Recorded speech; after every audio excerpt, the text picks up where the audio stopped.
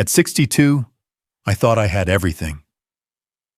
A 7-figure retirement package, my name etched on the company wall, colleagues lining up to shake my hand at the farewell gala. I stood in front of the mirror rehearsing my speech when my phone buzzed. A single message glowed on the screen. Before you raise that glass, look in the attic. You owe it to her. Her? Who? I brushed it off, but something pulled me upstairs. The attic smelled like old wood and shame. Then I saw it, a box I didn't recognize. Inside, drawings, little notes with crayon handwriting. To Daddy, miss you. The name at the bottom, Emma.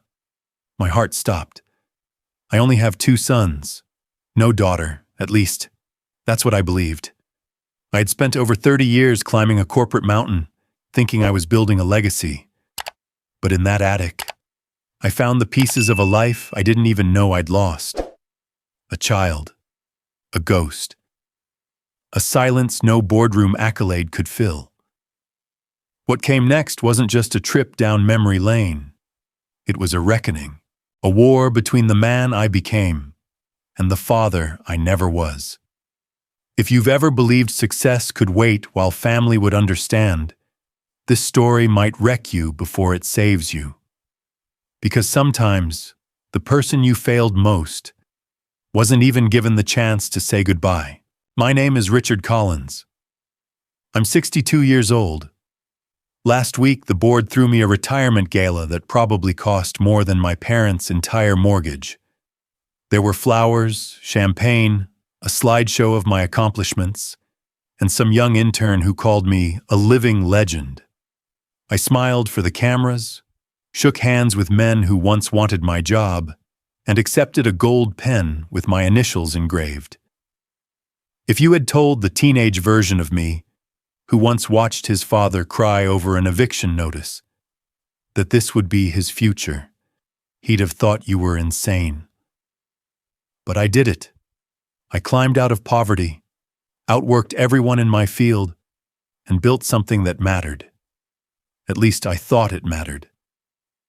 I started in pharmaceuticals, a junior researcher at a mid-tier firm. By 40, I was VP of strategy. By 50, CEO. People called me relentless, focused, uncompromising. They meant it as a compliment, and I justified it all. I told my wife, Karen, that I was doing it for us, for the boys. Alex and Danny were still young when I first began skipping family dinners for investor calls. But I made promises. We'd take that trip next summer. I'd coach baseball next season. I'd be home early next week. Most of those promises expired quietly, like prescriptions left untouched in a drawer. Karen used to leave notes in my briefcase. "We miss you," she'd write. Sometimes there'd be a photo of the boys holding up handmade signs. I'd smile, stick it on the fridge, and return to spreadsheets. Eventually, the notes stopped. Now, in the final week of my career, I started noticing things, or rather, the absence of them.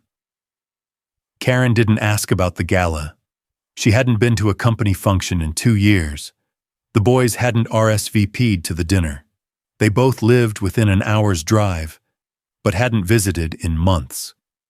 I chalked it up to busy lives. That's what we all were, busy.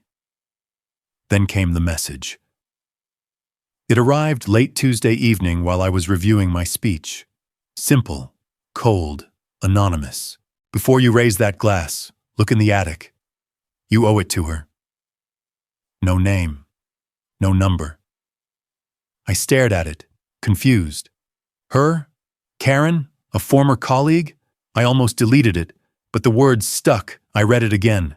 You owe it to her. There was weight in that sentence. An accusation.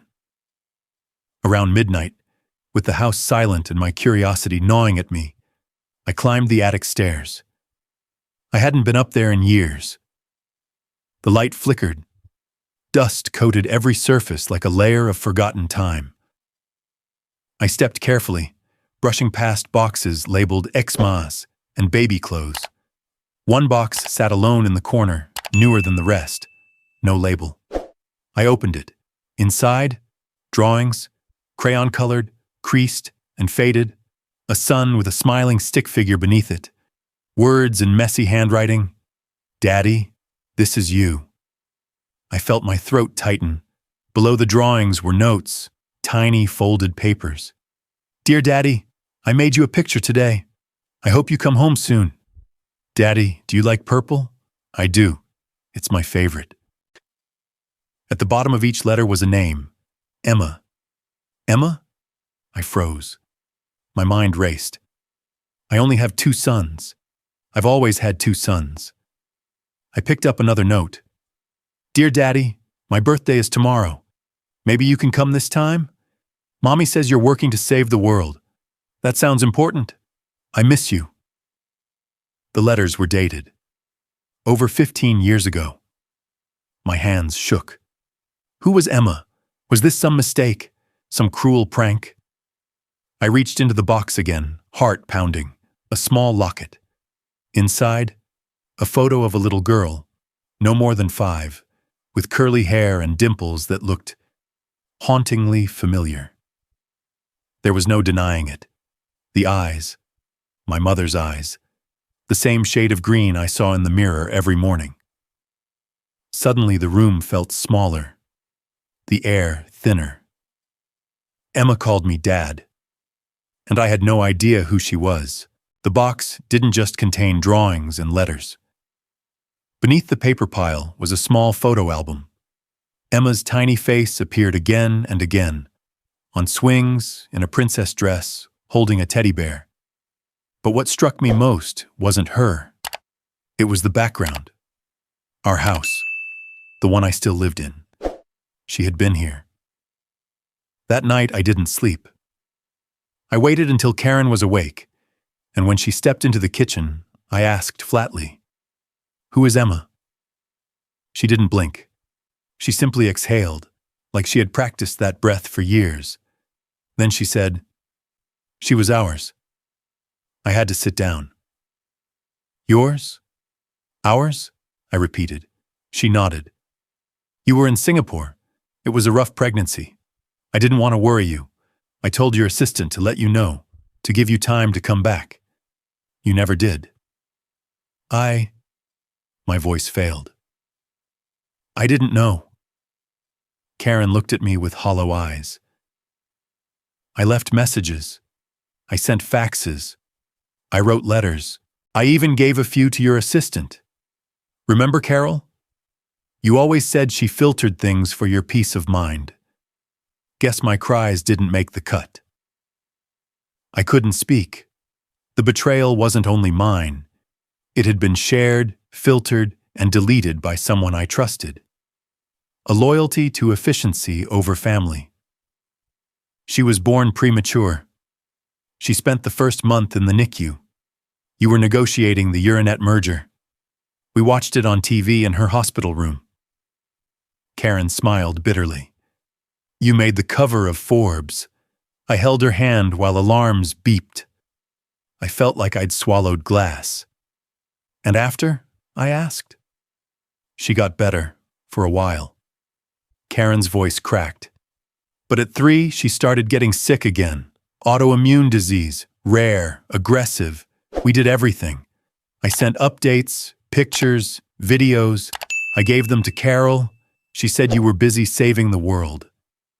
I stood up, walked to the sink, and gripped the edge like it was the only thing keeping me grounded. "She died?" I whispered. Karen didn't cry. She simply nodded.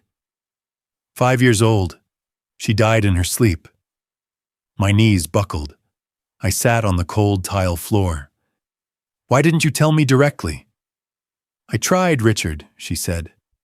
"You were unreachable. You were always unreachable." The silence that followed wasn't awkward. It was damning. Later that evening, I returned to the attic, clutching the box like it contained oxygen. I read every note again. Her handwriting grew stronger over time, the lines straighter, the words more hopeful. One read, "I made you a bracelet, Daddy. It's purple and gold, like your company logo." Another, "Mom says you're working really hard. I think that's nice. I miss you when I'm sick."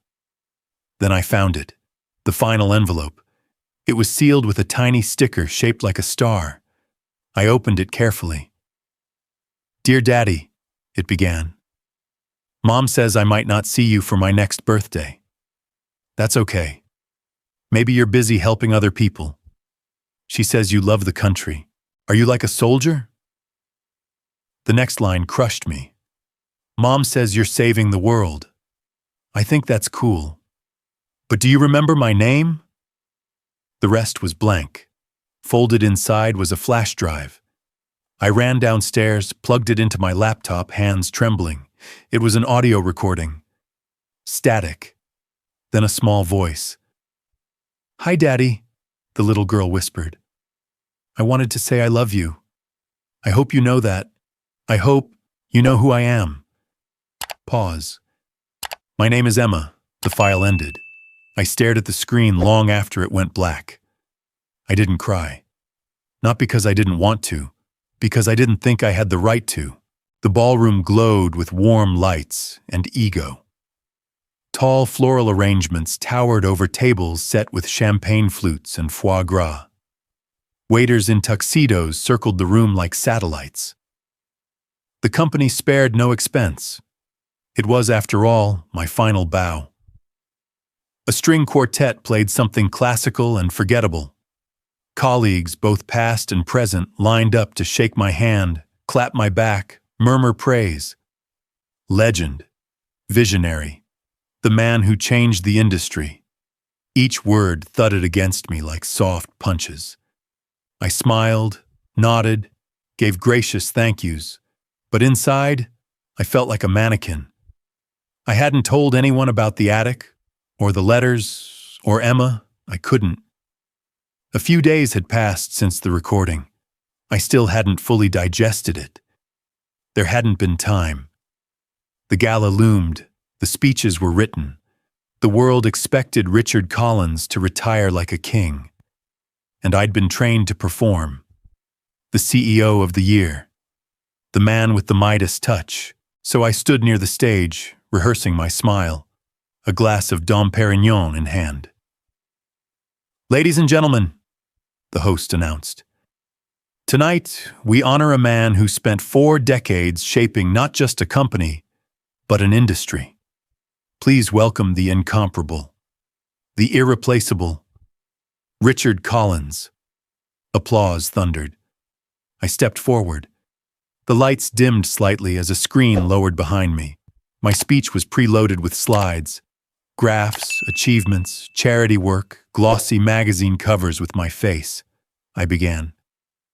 "Thank you," I said into the mic, "for this overwhelming show of appreciation. I'm deeply honored. When I started in this business, I had 2 dreams: to make medicine better and to give my family a life I never had." The screen behind me changed, not to the next slide in my deck, to something else. A crayon drawing, a stick figure, a sun, a heart. Underneath, "To Daddy, from Emma." I froze. Gasps rippled through the audience. A few people chuckled awkwardly, thinking it was a sentimental surprise.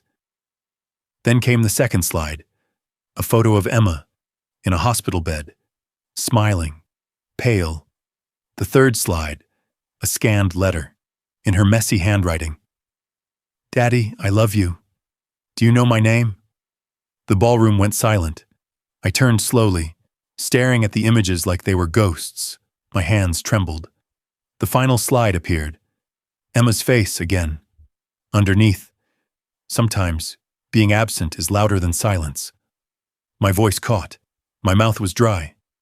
I didn't," I began, but stopped. I looked out into the crowd, searching, and found him.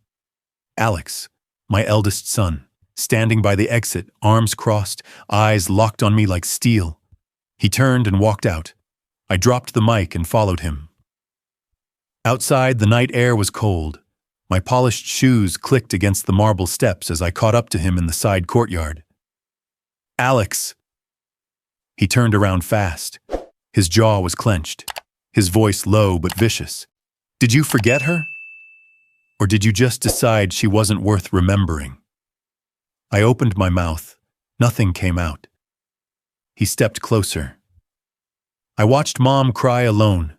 Every night Emma was in the hospital. I watched Danny make up stories to explain why you never showed. I was 10 years old, Dad.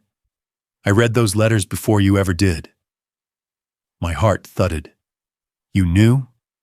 "I found the box years ago. I kept it. I waited for you to give a damn. You never did." "I didn't know," I whispered. "I didn't even know she existed." "Exactly," he snapped. "Because you didn't want to. You were so obsessed with being a provider that you forgot how to be a father." Silence.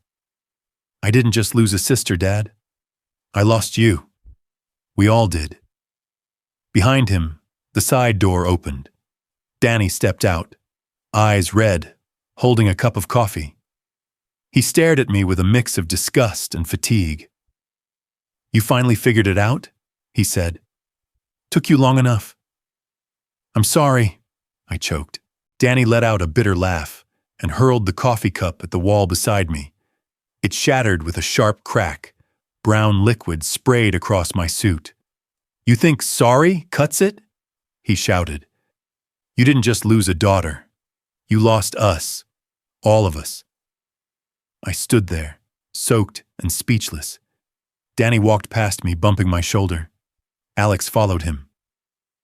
As they reached the curb, I called out, "Wait!" They stopped. "I didn't know about Emma, but I knew I was failing you. I just kept hoping time would fix it." Alex didn't look back.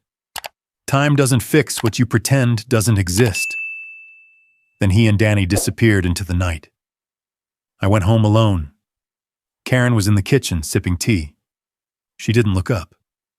"You saw it," she said softly. "Was it you?" She shook her head. "Alex. He said he needed you to face it publicly. Said private shame never taught you anything." I sat across from her. "You could have told me." "I did," she said. "I wrote you every week after she died. I finally gave up 2 years ago." I swallowed hard. "Why didn't you leave?" She looked at me with a tired smile. "I did. I filed the papers. You never noticed." I blinked. "They're in your office drawer," she added. "You signed off on them. Thought it was an NDA." I laughed, but it came out as a sob. "I never opened my own mail." "No, you opened the world, just not your home." The kettle whistled, but neither of us moved. The day after the gala, I walked into the boardroom for the last time, not to accept a plaque or give a farewell toast, but to resign. The media was already buzzing after the slide incident. My face was trending for the first time in years, and not because of a merger or breakthrough drug. This time, I was the man who stood frozen as the ghost of a child hijacked his corporate coronation. I straightened my tie, took a deep breath, and faced the board. "Gentlemen," I began, "thank you for being here. I know you have questions, but before any are asked, I want to say something clearly." They leaned in, some curious, some nervous. "I failed," I said. "Not in quarterly goals or strategy execution. I failed in the one role that actually mattered." The room fell silent. "I failed my real job, being a father." No one moved. I've spent decades building an empire, and in the process, I buried a daughter I never knew existed. I ignored the people I claimed to love, and I let ambition erase empathy. So I'm stepping down, effective immediately. Murmurs rose. One of the partners, Mitchell, stood up. "You're still a valuable asset, Richard. We can navigate this PR storm." "No," I cut in. "I don't want to navigate it. I want to drown in it, if that's what it takes to make this right." He sat down. I signed the resignation papers and left the building before noon. That afternoon, I received a message on my personal phone. It came from an old number I barely remembered. It was Carol, the assistant who had filtered my life into convenience. The message read, "If you're ready to face it, I owe you a conversation. Meet me at room 302, Ridgeview Care Center. Tomorrow noon." Ridgeview, the same hospital where Emma had spent her last days. The next day, I arrived at the hospice wing, my legs heavier with each step. Room 302 was quiet. Carol sat by the window, gray-haired now, thinner, her posture slouched from years of weight that wasn't physical. "You came," she said, without turning. "I did," I replied. She pointed to the chair across from her. "I wasn't just your assistant, Richard," she said. "Before you hired me, I was a pediatric nurse at Ridgeview. I worked in the same unit where Emma was treated." I froze. I watched her fight. I watched Karen fall apart. And I watched you vanish. I couldn't speak. "I started working for you after Emma passed. I didn't plan it. But when I recognized your name, I took the job anyway. Thought maybe I could help you. See her." "But you didn't give me the letters," I said, my voice hoarse. "No," she said quietly. "I failed you too. At first I told myself I was protecting your focus. Then, when I saw what was really happening, I didn't know how to undo it." She handed me an envelope. Inside, a copy of the first letter Karen had sent me, dated 2005. "She drew you every day," Carol whispered. "Said you were a superhero, even when you didn't come." I swallowed hard. "Why the message now?" "Because you needed to fall, hard, publicly, so you'd finally feel what your family felt for years." I nodded. "I did." That night, I visited the cemetery for the first time. Emma's grave was simple, a small headstone with butterflies etched into the granite. There were wilted flowers beside it. No toys, no balloons. I knelt. "I don't know if you'd even recognize me," I said aloud. "But I see you now. I see everything." I lit a candle, placed the locket from the attic beside it. "I brought you home once in drawings. I'm here in person now. I'm sorry I made you wait so long." I stayed for hours, until the candle died. The next week I called Alex. "Want to go fishing this weekend?" I asked. A long pause. "No," he said flatly. "I don't." Click. I didn't blame him. I sent Karen a copy of Emma's audio recording. No text, no context, just her voice. A voice we both missed for very different reasons. She didn't reply. Days passed. I began cleaning Emma's old room. It hadn't been touched in over a decade. Dust covered everything. A shelf with faded storybooks, a tiny shoe still under the bed, a broken bracelet made of purple and gold beads. I didn't throw anything away. I organized, wiped, rearranged, hung her drawings back up on the walls, tried to restore the life I had ignored. It wasn't just a project. It was penance. I placed a new frame on the nightstand, one I found inside a folder Karen had left under our bed, a photo of a man holding a baby girl in a hospital room. Me. Emma. I stared at it for a long time. I couldn't remember the moment, couldn't recall the sound of her laugh, the feel of her hand. And yet there she was, clinging to me like I was the world. That night, a message arrived from Karen. No words, just a photo. It was the same picture, only this time she had written something across the bottom. "You were there, once. Maybe you can be again." Saturday morning came with a knock on my door I hadn't expected. I opened it to find Alex standing there, one hand on the shoulder of a small boy with curly hair and wide, curious eyes. "This is Ethan," Alex said. "Your grandson." My breath caught.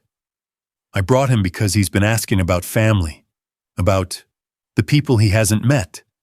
I told him he had a grandfather. He wanted to see for himself. I knelt down, stunned. "Hi, Ethan." "Are you really my grandpa?" he asked, tilting his head. I nodded slowly. "Yeah, I am." Alex leaned in close. "Don't get your hopes up. This isn't a reconciliation. He wanted to meet you, not me." I understood. I didn't expect forgiveness, but I could show up now, in whatever form they'd let me. Inside, I made hot cocoa the way I remembered doing for the boys, though I wasn't sure if I'd ever done it quite right. Ethan explored the house with wide-eyed wonder, eventually finding Emma's room. "What's this room?" he asked. I hesitated. It belonged to someone very special. "Is she here?" "In a way," I said. "Her name was Emma. She was brave. She got sick when she was little, but she was stronger than anyone I've ever met." Ethan climbed onto the bed, eyes glowing. "Was she a superhero?" I smiled. "Yeah, she was. The kind that wears smiles instead of capes." From behind us, I heard a breath hitch. Alex stood in the doorway, arms crossed, watching me, but his expression had changed. Something softened, some wall starting to crack. It was the first time he had ever heard me speak without numbers or accomplishments. Just love. Later that afternoon, Alex didn't say much, but when he left, he shook my hand. It wasn't warm, but it wasn't cold either. It was something. 2 days later, Danny showed up with a ladder and a toolbox. "Mom says the roof's probably rotting," he said. "Thought you might need a hand before winter." I blinked at him. "Thanks." He shrugged. "She also said maybe it's time you learn to fix the things you've ignored. So, let's call this your second walk." He didn't have to say second chance. I heard it anyway. We spent the next 6 hours repairing shingles and laughing at how out of shape I was. The silence between hammer strikes wasn't tense anymore. Just quiet. Comfortable. When we took a break, he looked at Emma's window and asked, "Do you remember the doll she used to carry?" I shook my head. "She named it Mr. Pancake, because she thought it looked like breakfast." We both laughed, and for a moment, I felt something that hadn't lived in me for years. Lightness. The following weekend, I did something I should have done a long time ago. I hosted Emma's birthday. It wasn't elaborate, just a cake, some candles, and 4 chairs around the table. One left empty for her. Alex, Danny, Karen, and even Ethan came.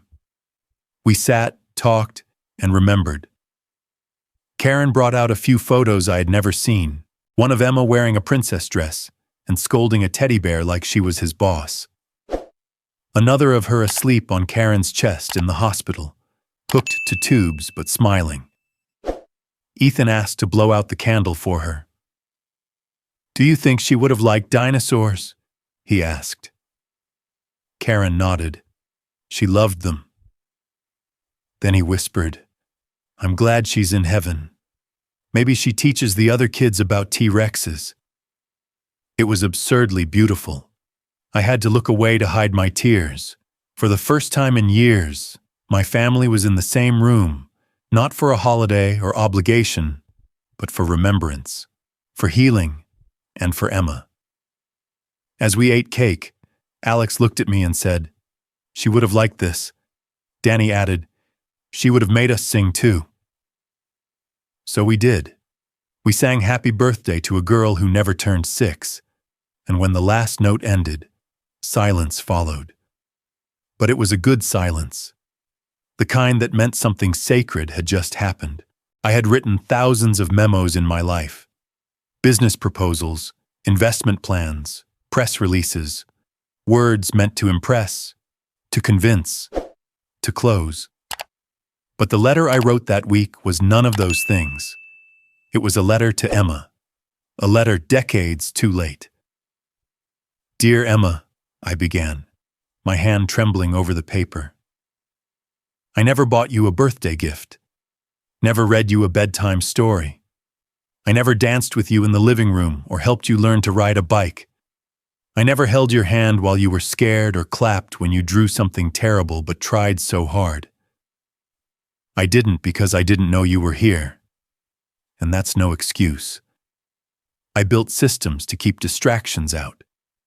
Your mother's letters, your drawings, your voice. And they worked.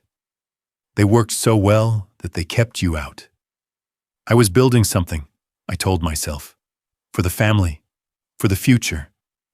But what I built came at the price of the present. And it turns out, the present was all that mattered. Shoot, I will never get to know the sound of your laugh, never hear you call me daddy in person, never see what you would have become. But I promise you this, the world will know you were here, and they will know that your 5 years were not forgotten. Not anymore. I signed the letter and placed it in a frame. Later, I sent a scanned copy to a friend who ran a non-profit speaker platform. I didn't ask to be included. I just asked them to read it, but they called me 2 days later. "Richard, would you deliver this yourself? TEDx wants you to speak. On stage." I hesitated. Public speaking had once been second nature, but this wasn't about performance. This was confession. Still, I agreed. The stage was small, the lights were hot, my hands were sweat-slicked. The event was titled The Price of Absence. I walked to the center, carrying only a sheet of paper and a single photograph of Emma. I spoke for 15 minutes. I read the letter, word for word. No flourishes, no edits. The audience was silent the entire time. When I finished, I looked up. In the front row, between two strangers, sat Karen. She hadn't told me she was coming, but she was there. For the first time in 6 years, she reached for my hand. I took it. The moment was small, quiet, but it held more weight than every applause I'd ever earned. In the weeks that followed, something unexpected happened. I received hundreds of messages. From parents, children, strangers who watched the talk online. They told me I had helped them say something they were too afraid to admit. I've missed too much, and I want to come back. It humbled me. It broke me all over again. But it also gave me an idea. Emma's room had remained just as we'd left it since the birthday gathering. But I wanted it to be more than a memorial. I wanted it to breathe. So I turned it into a library. Not a big one. Just a small space filled with books for kids, especially those who were fighting the same invisible wars Emma had. We added beanbags, a puppet theater, a little corner for audiobooks recorded by volunteers, so no child would ever feel forgotten, even if no one was there to read aloud. On the door, I placed a wooden sign carved by Danny. "Welcome home, Daddy." It stopped me in my tracks the first time I saw it, because for years, I thought my home was the office, the boardroom, the stage, but my daughter, even in her absence, had given me a truer address.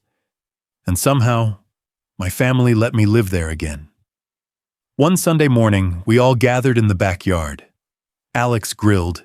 Danny played guitar. Ethan chased a balloon across the grass. Karen sat beside me, sipping coffee from a mug that read, "World's Okayest Husband." We weren't perfect, but we were full. And that's all I ever wanted, before I forgot how to want it. At one point, Ethan climbed into my lap. "Grandpa," he said, "can we go read one of Emma's books later?" "Yes," I told him. "We'll read as many as you want." Then I looked at my sons, my wife, the home we'd rebuilt from the ashes of ambition.